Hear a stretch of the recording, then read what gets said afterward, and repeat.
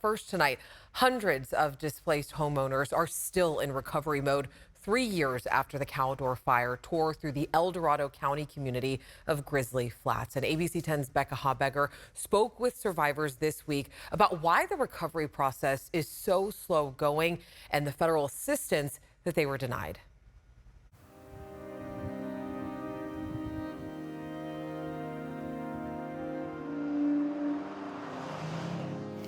So we are -1 inch. Jason Moody grew up in Grizzly Flats, but was living in Humboldt County when the Caldor Fire destroyed most of his hometown. I think I had 12 family members, not including their kids, that were homeless. With his construction skills, Jason moved back to help his community rebuild. I work 7 days a week, usually. He's working on the property of a homeowner who didn't want to go on camera, but shared he never used to have this view. A Google Street View image captured in 2014 shows why. Throughout Grizzly Flats, a moonscape has replaced thick evergreen forest. Trees burned 3 years ago in the Caldor Fire still punctuate the landscape like matchsticks or lie piled as salvaged lumber as the property owners who can afford it look to rebuild. Henry. He's our office manager. 20 miles away in Somerset, the West Slope Foundation is working to support nearly 300 households still displaced by the Caldor Fire. We started in September of 21, right after the Caldor Fire. Executive Director Scott Telfer and Development and Program Director Jennifer McKim-Hibbard explained why the recovery process in Grizzly Flats has been painfully slow. Our fire is a lot different than, say, Camp Fire, which unfortunately was a fatal fire. We weren't. We were lucky. But as far as financial assistance, we have about 65–70% of our survivors are underinsured. And the FEMA individual assistance, even though it was promised to us by the government and everything, never came through. I know our representatives have appealed it 3 or 4 times.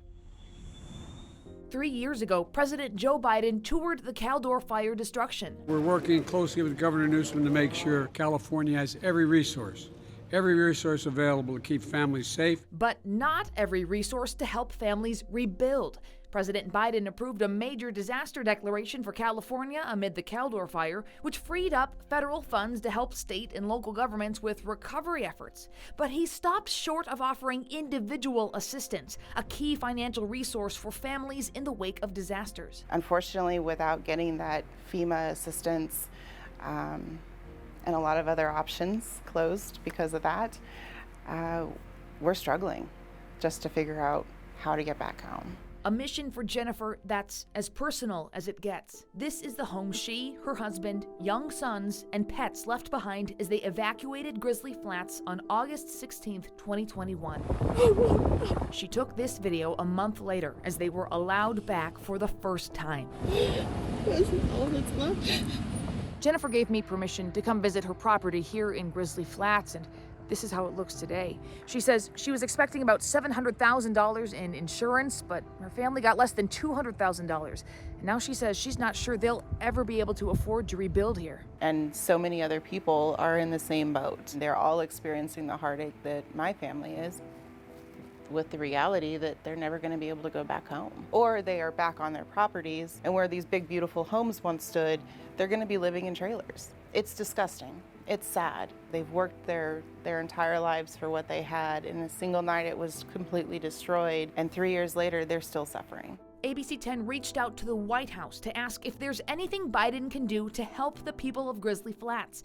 They directed us to FEMA, which didn't get back to us by our deadline, but did tell us in reporting in late 2022, based on documentation provided by the state and collected in local, state, and federal preliminary damage assessments, the president determined that the impact to individuals and households from the Caldor Fire was not of such severity and magnitude to warrant the designation of the Individual Assistance Program, adding FEMA had provided nearly $100 million at that point in public assistance for Caldor Fire recovery efforts. That doesn't mean that I'm quitting. This is what I do. Jennifer and Scott continue to fight for funding and are connecting survivors with supplies and knowledge they need. We have put everything together in this great binder. We actually did have a participant from one of our workshops who had to evacuate and said, I used everything in the binder. That alone is rewarding. This week, researchers from the University of Oregon came to West Slope's office to meet with Grant Ingram, who owns a fire mapping company and is retired from the fire service. There needs to be plans in place ahead of time to make sure this doesn't occur. And if it does occur, that there's steps in place that people know what's going to happen next. Oh, it's happening. Grizzly Flats is coming back, slowly. The town post office reopened in January, and new growth is popping up among charred remains. Some people are living in trailers on their property and can't afford to rebuild. Others have homes in progress. The owner of this home says this was the first day in 3 years he had seen what will be a home at the end of his driveway, a fact that overwhelmed him with emotion. You change people. This fire changed people, who they're going to be the rest of their lives. Talk about a story of resilience, right, Becca? Yeah. And I do have to ask you, I mean, at this point, is there any hope that FEMA will provide any more money? Do we know? Alex, what I'm hearing from leaders and folks who have been talking with FEMA and appealing to President Biden that it's a bleak situation. A Cal OES spokesperson tells me at this point, Congress has the ability to grant assistance to communities like Grizzly Flats through a disaster supplemental appropriations bill. And the president has the opportunity to assist those impacted by the 2021 Caldor Fire. At this time, we have no indication a different decision will come from Washington than the one already made. And you know, last year, U.S. Representative Kevin Kiley sent a letter to President Biden, as Kiley put it, demanding the president fulfill his promise of disaster relief to victims of the 2021 Caldor Fire. A spokesperson for Kiley told me this week, despite that, the support of Cal OES and the president's promise to the victims, the White House has continued to stonewall on providing personal assistance to the victims of the Caldor Fire. It's frankly inexcusable. So what can be done at this point, Becca? Well, so the nonprofit West Slope Foundation continues applying for grants to help survivors. They say those grants, though, are harder to come by now, 3 years after the Caldor Fire. So to help the foundation and to learn more about their free preparedness workshops, you can find a link at abc10.com/links. All right, Becca, thank you so much.